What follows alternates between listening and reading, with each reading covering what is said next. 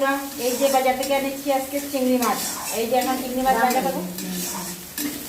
চিংড়ি মাছ ভাজা হলে আমার নাতি নাতনি খেয়ে নেবে। আর কারকলের পুর তো বানিয়েছি, এই যে আগে দেখিয়েছি কারকলের পুর, চিংড়ি মাছ ভাজা, সিদ্ধ চাটনি, ডাল দিয়ে ওরা খাবে আজকে, ওদের ফেভারিট মেনু এগুলো। এই যে চিংড়ি মাছ ভাজা হয়ে গেছে, নামিয়ে নেবো এখন। এখানে খেতে দিয়ে দেবো ওদেরকে, স্কুল থেকে এসেছে এখন মাত্র।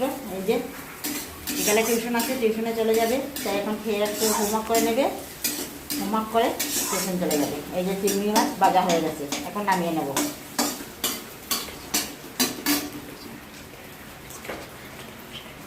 আজকের জন্য এতটুকু, আর ভিডিও করতে পারবো না।